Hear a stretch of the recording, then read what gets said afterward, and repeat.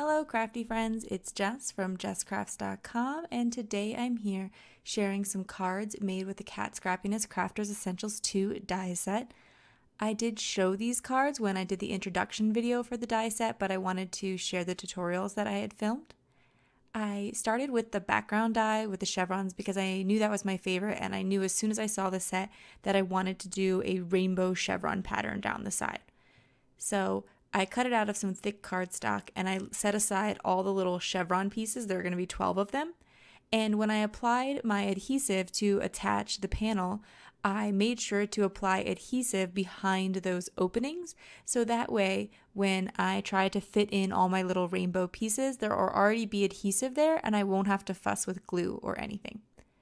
There are 12 little chevron pieces, and if you go with 6 rainbow colors, so instead of doing all 7, you skip the indigo and just go right to purple, you would get 2 of each. So I picked out a red, orange, yellow, green, blue, purple marker, and I'm just going to really quickly color those. Nothing fancy, of course, about the coloring. And I'm using my Copic markers because that's what I have and that's what's on my desk, but of course anything will do. You could also use inks to get some color in there. And then I will be able to fit all of those pieces in and create my rainbow. A couple of tips. I first thought maybe I could just color on top with them already put inside of the background die, but then I found that I was getting marker on my large white panel, so I wasn't only getting it on the chevron piece. So I thought it was important to color them outside of the background die, although that kind of creates its own little problem because you have to kind of hold them down or they move all over the place. So it's a little bit tricky, but you know, it's relatively fast coloring, so it kind of works. If you want it to look even more finished though, what I would do is run your marker all along the edges of each one so that you get really, really good coverage. I did find that because it's a nice thick cardstock, if you just kind of color the top, sometimes you'll see a tiny bit of white. I don't think it's too big of a deal, but just something to consider that you could do to eliminate that if necessary. So again, having that adhesive in there is saving me a lot of time. And here's where I found that I, didn't color any of them perfectly when I was going a little quick. Also, I found it wasn't quite as dark as I wanted once I laid in some of the other colors. But what's great about Copic markers is if you layer the color again, you will get a darker color. So you can darken things up pretty easily, or they can color on top of each other easily as well. Once I had the rainbow finished, I was kind of just going through my Cat Scrappiness stamp sets and trying to decide which I thought would work well. And as you may have noticed from, past videos, I really like the Punny Snacks stamp set. I find it really versatile and I use it a lot. So I'm going to use it again today, but I'm not actually going to use any of the snacks from the stamp set. And I picked out the You're the Coolest sentiment, which I think it's kind of meant to go with like the ice cream and things like that because they are punny. And, but this time I thought, well, another thing that like in my mind when I'm looking at the stamp set, it goes with are there's a sunglasses face. So there's all these faces that you can add to the food if you want, but I decided to just use them separately today. And so I made sure to stamp a bunch of the sunglasses face because that's what kind of inspired me. But then I wanted to stamp some of the other faces to sort of fill it out. So I went with the winking faces because I thought that those also kind of played into the coolest part. But I also chose this face where like his mouth is sort of on a wide open smile just because I thought that one was funny.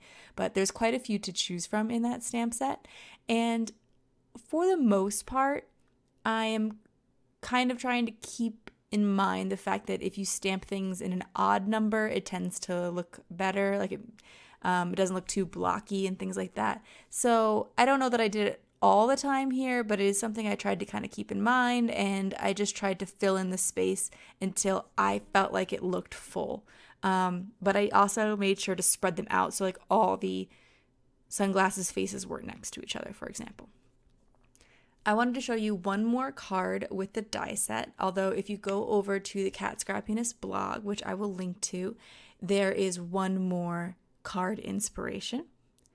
And with this one, I wanted to use this sunburst die from the stamp set, but I was kind of using it more like a flower. And I had some scraps of the Perfectly Plaid Lawn Fawn paper. So I was able to cut out these sunbursts, but some of them are actually partial cuts. You might not be able to tell, but the rays aren't complete on all of them. And that's okay because they're going to be hanging over the side and I'm going to be cutting those off anyway or covering them up in a different way. So when I first did this, I kind of thought I wanted the yellow one to be the focal point where the image would be, but it didn't turn out doing that. However, I did cut 3 of the plaid and 3 of the green and then 1 of the yellow, again, kind of thinking about that odds situation. And I also tried to create visual triangles. So if you look where the plaid papers are, they create a triangle. The greens, I'm going to try to do the same thing. I'm going to try to create a triangle with them. And I am also stamping the You're Too Sweet sentiment from the Cat Scrappiness Punny Snacks stamp set because of course it doesn't only need to be used with the snacks. And the stamp set that I'm using is, I believe it's called Easter Party from Lawn Fawn. It has a lot of Easter images in it, but I really wasn't looking to make an Easter card today, so I skipped the Easter sentiments in the stamp set, and that's why I went to the Punny Snack. So I had colored up a bunch of these images when I made some cards after a previous Cat Scrappiness haul back during Easter time when I made Easter cards with them.